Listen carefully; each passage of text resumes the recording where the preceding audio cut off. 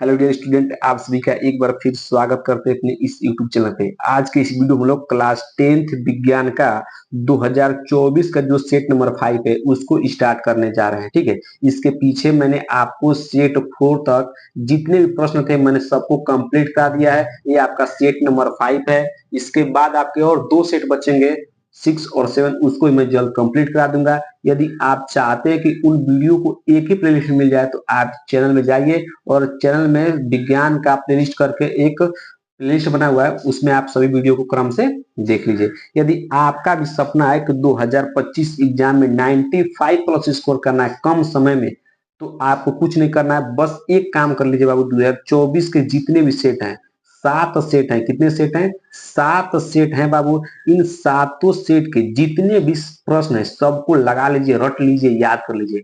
यदि आपने 2024 के इन सातों सेट को पूरी तरह से कवर कर लिया, लगा लिया, एक एक प्रश्न को समझ लीजिए, तो आपका 95 प्लस कहीं नहीं गया है। यही प्रश्न 2025 में छपेंगे, 100% है।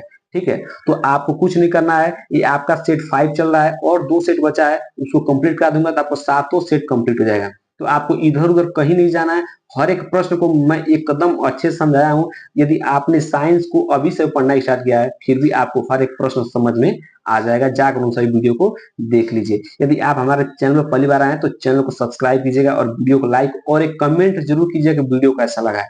यदि आप एक कमेंट कर देंगे तो मेरे अंदर मोटिवेशन भर जाता है और भी आपके लिए और इम्पोर्टेंट क्वेश्चन ला देंगे। ठीक है, तो बस आपको क्या करना है, एक कमेंट कर देना है कि वीडियो कैसा लगा हो और अपने दोस्तों को शेयर कर देना है। ठीक है, चलिए वीडियो को स्टार्ट करते हैं बिना किसी देरी के। कह रहा है आपको, इसमें कह रहा है कि समय आपको कितना घंटा मिलेगा? 3 घंटा 15 मिनट, आप जानते ही हैं। ठीक है, इसमें खंड अ है जिसमें आपको 20 वर्ग प्रश्न मिलेंगे, 20 अंक के मिलेंगे, लेकिन 20 प्रश्न करना क्या रहेगा? अनिवार्य रहेगा। ठीक है, तो वर्ग प्रश्न कितने रहेंगे? 20 टोटल। ठीक, तो चलिए उपभाग 1 में आपके फिजिक्स के वर्ग प्रश्न आएंगे, उपभाग 2 में आपके केमिस्ट्री के वर्ग प्रश्न आएंगे और उपभाग 3 में आपके बायोलॉजी के वर्ग प्रश्न रहेंगे। ठीक है, तो इस वीडियो में हम लोग उपभाग 1 को पूरी तरह से कंप्लीट कर लेंगे। ठीक है, जो पहला प्रश्न है, पहला प्रश्न कह रहा है कि 10 सेंटीमीटर फोकस दूरी का एक उत्तल लेंस एक वस्तु के बराबर आकार का वास्तविक प्रतिबिंब बनाता है।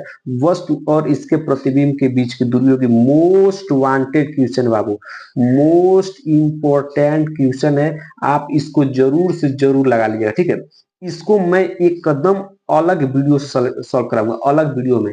ये क्वेश्चन एक नंबर में आया, लेकिन अगले 2025 में ये 100% है कि 2 नंबर का इस सवाल जरूर बनेगा।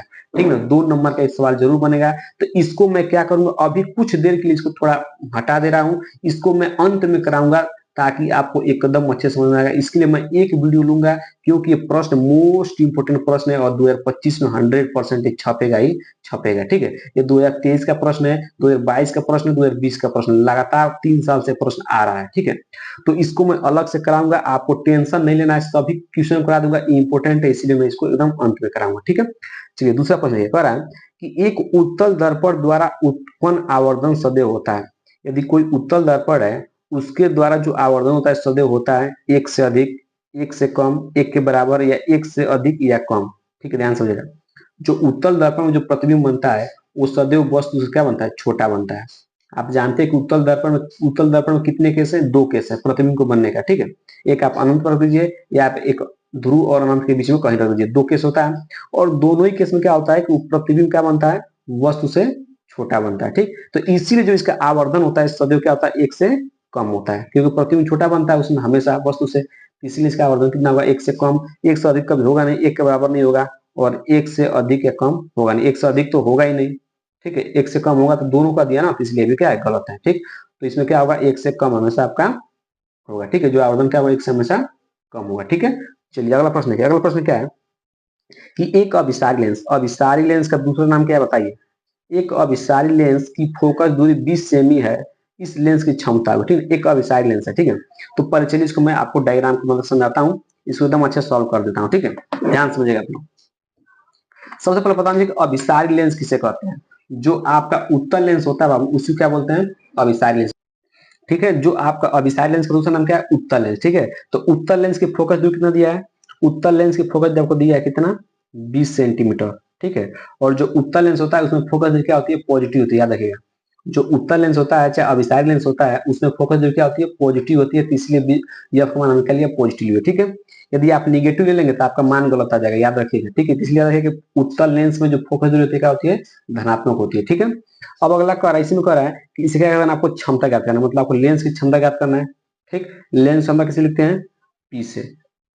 ठीक, आपको लेंस की क्षमता ज्ञात करनी है। ठीक है, तो ये आपका फोकस दूरी किसमें दिया है, सेंटीमीटर में। तो जब भी आपकी फोकस दूरी सेंटीमीटर दिया होता है तो सूत्र क्या होता है, लेंस का सूत्र होता है 100/f। ये आपका सूत्र होता है कब, जब आपकी फोकस दूरी किसमें दिया हो, सेंटीमीटर में दिया हो, तब ये सूत्र लगाते हैं। ठीक है, यदि यही मीटर में देगा, यदि यही मीटर में देगा, ये कब होगा, जब ये सेंटीमीटर में होगा। ठीक है, यही जब यदि आपका जो फोकस दूरी है ये मीटर में देगा तो इसका सूत्र होता है 1/1/f। इक्वल क्या होता है, 1/f, जब क्या होगा, ये फोकस दूरी किसमें देगा, आपका मीटर में देगा। ठीक है, तो ये आपको याद रखना है कि जब सेंटीमीटर में देगा तो ये वाला सूत्र लगाना है, और जब मीटर में देगा तो ये वाला सूत्र लगाना है। ठीक है, बस अब मान रखिए आंसर आ जाएगा। सेंटीमीटर में दिया है तो ये वाला सूत्र आप लगाइए, पी इक्वल टू क्या आ जाएगा, 100/f मान कितने 20, तो कार्बन कितना आ जाएगा 5। ठीक, और आप जानते हैं कि क्षमता का जो मात्रक होता है क्या होता है, डायोप्टर होता है, तो 5D, प्लस का 5D होगा, याद रखिएगा, माइनस का 5D। ठीक है, प्लस का 5D। ठीक है, तो देखिए आपका आंसर कहाँ है, ध्यान से देखिए, यहाँ पर प्लस का 5D दिया है और माइनस का 5D भी दिया है। ठीक है, तो यदि आपने बस इसमें चिन्ह का गलत कर दिया है तो आपका आंसर गलत आ जाएगा। ठीक है, तो याद रखिएगा, 1 नंबर का है, मोस्ट वांटेड सवाल है। आपको याद रखना है कि जो उत्तल लेंस होता है चाहे अभिसारी लेंस होता है उसमें फोकस दूरी क्या होता है, धनात्मक होता है। इसका राइट आंसर क्या हो जाएगा, 5D हो जाएगा। ठीक है, अगला प्रश्न ये कह रहा है कि जब एक श्वेत प्रकाश किरण किसी त्रिकोणीय कांच के प्रिज्म की सतह पर गिरती है तो यह प्रिज्म से निर्गत होने पर अलग अलग विचलन से विभिन्न रंगों में विभाजित हो जाती है। किस रंग के लिए विचलन न्यूनतम होता है, मतलब कौन सा ऐसा रंग है जो जिसका विचलन क्या होता है, न्यूनतम होता है। आपने पढ़ा होगा प्रिज्म में, प्रिज्म जैसे मान लीजिए कोई क्या है, प्रिज्म है, तीन कोणीय प्रिज्म है। ठीक, जब इससे कोई प्रकाश की इस तरह जाती है, ठीक, तो क्या होता है, वो आपके 7 रंगों में बढ़ जाती है। जानते हैं 7 रंगों क्या होती है, बढ़ जाती है। इससे मान लीजिए एक हो गया, ठीक, ऐसे 2 3, ऐसे 4 5 6 ऐसे बढ़ जाती है, मतलब 7 कलम बढ़ जाती है ना। तो जो सबसे नीचे होता है, इनको रहा है कि सबसे कम विचलन, मतलब सबसे कम विचलन कौन हुआ, इसी का होता है। ये वाला कौन होता है, आपका लाल होता है। आप पढ़ेंगे विबग्योर, विबग्योर, तो ऊपर क्या आता है, आर आता है। ठीक है, तो मतलब सबसे कम विचलन किसका हुआ, रेड, मतलब लाल कलर का। ठीक है, आज सबसे अधिक किसका होता है, बैगनी कलर का। ठीक है, तो दो तरह का सवाल आ जाएगा कि सबसे अधिक विचलन किस रंग का होता है, याद रखना है बैगनी, किसका, बैगनी कलर का होता है। और सबसे कम विचलन किसका होता है, लाल रंग का होता है। दो प्रश्न इससे आ सकता है कि सबसे अधिक विचलन किसका होता है, तो बैगनी का, और सबसे कम किसका होता है, लाल कलर का। ठीक है, तो इसमें आपसे पूछा है कि न्यूनतम, मतलब न्यूनतम सबसे कम विचलन किसका होता है, इसका राइट आंसर क्या हो जाएगा, लाल रंग का। किसका, लाल रंग का, ऑप्शन नंबर डी क्या हो जाएगा, इसका राइट आंसर हो जाएगा। ठीक है, अगला प्रश्न देखिए, अगला प्रश्न क्या है, कह रहा है कि किसी पदार्थ के यल लंबाई तथा ए प्रतिच्छेद परिच्छेद क्षेत्रफल के तार का प्रतिरोध 4 ओम है। इस पदार्थ के अन्य तार की लंबाई 2L तथा परिच्छेद क्षेत्रफल A/2 हो तो उसका प्रतिरोध होगा। Most wanted question, most important question, इसको जरूर से जरूर तैयार कराना है। ठीक है, इसको एकदम आराम से बनाता हूँ, कोई दिक्कत नहीं होगा। ठीक है, चलिए देखिए, ध्यान से एकदम डायग्राम समझिएगा। एक आपके पास तार है, ध्यान समझिएगा इसको, प्रश्न को, 5वां प्रश्न है। ठीक, क्या बाबू, एक आपके पास तार है, ठीक, कोई पदार्थ है, मान लीजिए क्या है आपके पास, एक पदार्थ है। ठीक, ठीक है, ये पदार्थ है, इसकी लंबाई क्या है, यल है। आज उसका अनुप्रस्थ काट का क्षेत्रफल है, मतलब परिच्छेद क्षेत्रफल, इसको क्या बोलते हैं, परिच्छेद क्षेत्रफल बोलते हैं। ठीक ना, क्या बोलते हैं, परिच्छेद। ये कितना है, ये है, कितना है, ए है। और इस जो पदार्थ का जो एक प्रतिरोध है कितना है, 4 ओम है। कितना है, 4 ओम। ठीक, ठीक है, तो ध्यान समझिएगा, इसमें आप क्या करिए, सबसे पहले आप क्या करिए, एक सूत्र पढ़ना होगा अपने प्रतिरोधकता का। प्रतिरोधकता किसे लिखते हैं, रो से। प्रतिरोधकता किसे लिखते हैं, रो से। तो रो का सूत्र होता है R/A/L, R इंटू A/L, ये सूत्र होता है किसका, प्रतिरोधकता का। ठीक है, ये सूत्र होता है। ठीक, अब यहाँ से कीजिए, आप लोग सबका मान रख दीजिए। ठीक है, तो रो इक्वल टू आर का मान दिया है 4 इंटू ए का मान ए ही है तो ए रखिए, और यल का मान क्या है, यल है तो यल लिखिए, समीकरण क्या मान लीजिए, 1 मान लीजिए। ठीक, हमने कुछ नहीं किया है, आपको पहला केस जो दिया था, कह रहा था कि एक कोई पदार्थ है जिसकी लंबाई यल है, उसका परिच्छेद क्षेत्रफल ए है, और इसका प्रतिरोध क्या है, 4 ओम है, ठीक है। तो हमने ये लिख दिया। तो बाकी हमने प्रतिरोधकता का सूत्र पढ़ा है कि रो इक्वल क्या होता है, R into A by L. हमने सब मान पुट किया, समीकरण 1 बना लिया, ठीक है।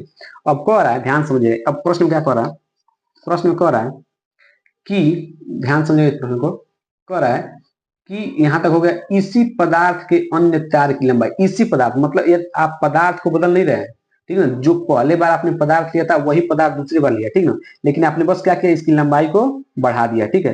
पहले इसकी लंबाई कितनी थी, यल थी, अब इसकी लंबाई कितनी हो गई, 2 यल हो गई है, ठीक है। पहले इसका क्षेत्रफल कितना था, ए था, अब क्षेत्रफल कितना हो गया, इसका क्षेत्रफल कितना हो गया, ए बाई 2। तब कह रहा है कि इसका प्रतिरोध क्या होगा।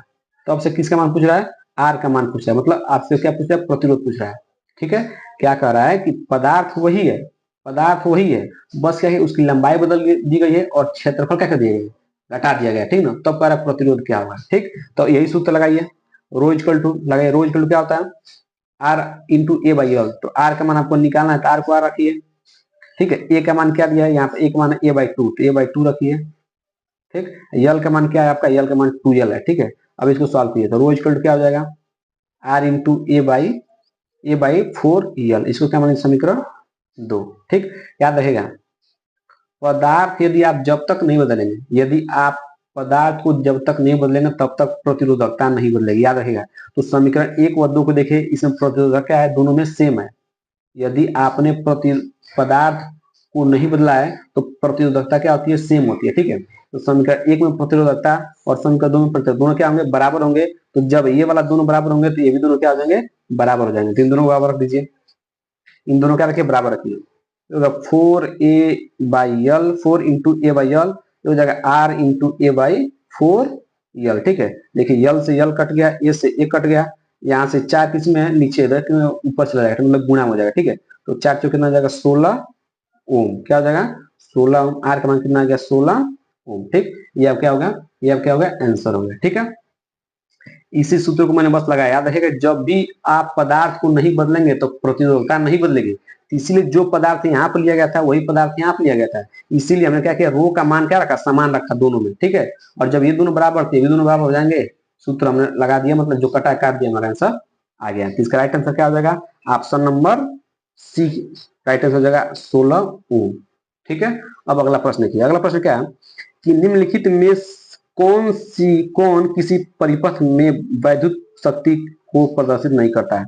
आपको बताने जो कौन सूत्र है जो वैद्युत शक्ति प्रदर्शित नहीं करता है। तो आप जानते हैं कि आपने सूत्र पढ़ा होगा पी का आपने पी इक्वल टू क्या पढ़ा होगा, पी शक्ति किससे देते हैं, पी से। एक सूत्र पढ़ा है P equal to V into I, एक सूत्र पढ़ा है P equal to I square into R, ठीक है, आई स्क्वायर इंटू आर, ठीक है। कैसे आता है, यहाँ पर जब वी का मान एक आप सूत्र पढ़ेंगे वी इक्वल टू आई है, ठीक है। तो भी की जगह पर आप भी की जगह पर आई रखेंगे तो यहाँ पर आई का स्क्वायर इंटू आर हो जाएगा, ठीक है। एक सूत्र पढ़ागा पी इक्वल टू क्या पढ़ागा आपने, बी स्क्वायर बाई आर, ये सूत्र पढ़ा होगा। ये आपने 3 सूत्र पढ़ा है, ठीक है। तो 3 सूत्र होते हैं किसके, किसके होते हैं, आपके शक्ति का, ठीक है। ये वाला सूत्र कहां से आया, यदि यहाँ पर आप आई का मान, यहाँ से आई का मान निकाले तो क्या आ जाएगा, भी बटा आर, आई का मान हो गया।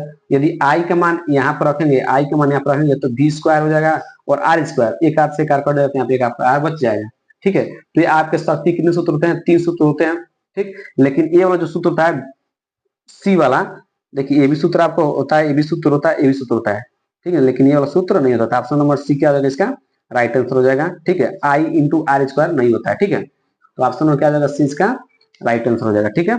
चलिए अब अगला प्रश्न देखिए, अगला प्रश्न क्या है कि किसी धारावाहिक चालक के कारण उससे आर दूरी पर स्थित किसी बिंदु पर उत्पन्न चुंबकीय क्षेत्र होता है। ध्यान समझिएगा, इस प्रश्न को डायनामिक बन समझाते हैं, ठीक ना। मान लीजिए कोई एक धारावाहिक चालक तार है, ठीक ना, ये क्या है, एक धारावाहिक चालक तार है, ठीक। अब इससे आर दूरी पर, कितने दूरी पर, आर दूरी पर, मान लीजिए आर दूरी पे कोई बिंदु है, ठीक ना, मान लीजिए बिंदु का नाम पी है, कुछ भी बिंदु हो सकता है। कह रहा है कि इस बिंदु क्या करते हैं आपको, चुंबकीय क्षेत्र, मतलब चुंबकीय क्षेत्र को किससे लिखते हैं, बी से, ठीक, किससे लिखते हैं, बी से। तो किसी धारावाहिक चालक तार के कारण आर दूरी पर स्थित, आर दूरी पर स्थित जो चुंबकीय क्षेत्र सूत्र क्या होता है, B equal to mu naught, इसको क्या बोलते हैं, म्यू नॉट बटा 2 पाई आई इंटू आर, ये आपका क्या होता है, सूत्र होता है, सूत्र होता है, ठीक है। क्या होता है कि किसी धारावाहिक चालक के कारण आर दूरी पर किसी बिंदु पर जो चुंबकीय क्षेत्र सूत्र होता है, याद रखेगा B equal to mu naught बटा 2 पाई आई इंटू आर। यही कह रहा है कि जो आर दूरी पर उत्पन्न चुंबकीय क्षेत्र होता है आर के अनुक्रमानुपाती, आर स्क्वायर के अनुक्रमानुपाती, आर के व्युत्क्रमानुपाती या आर स्क्वायर के व्युत्क्रमानुपाती। देखिए यहाँ पर जो बी और आर में किसका संबंध है, बी और आर में किसका संबंध है, व्युत्क्रमानुपाती का। बी और आर में क्या संबंध है, ये जो चुंबकीय क्षेत्र है ये आर का क्या है, व्युत्क्रमानुपाती है। ठीक है, देखिए इसका राइट आंसर क्या हो जाएगा, ऑप्शन नंबर सी से क्या हो जाएगा, राइट आंसर हो जाएगा। ठीक है, कि जो चुंबकीय क्षेत्र होती है वो दूरी क्या होती है, व्युत्क्रमानुपाती होती है। आप यहाँ सूत्र में देख सकते हैं। ठीक है, जो बटा में रहता है इसका मतलब व्युत्क्रमानुपाती, अगर ये ऊपर रहता है आर तो अनुक्रमानुपाती होता है। ठीक है, तो इस तरह हमने क्या किया, इसके हमने उपभाग 1 के जितने भी भौतिक प्रश्न थे सबको एकदम कंसेप्ट वाइज समझ लिए हैं, कोई भी आपको दिक्कत नहीं होगा समझने में। ठीक है, तो वीडियो यदि आपको अच्छा लगा तो वीडियो को लाइक और कमेंट जरूर कीजिएगा, मैंने सही प्रश्न समझाया है तो आपको समझ में आया है कि नहीं आया है। ठीक है, कमेंट बॉक्स में जरूर बताएं।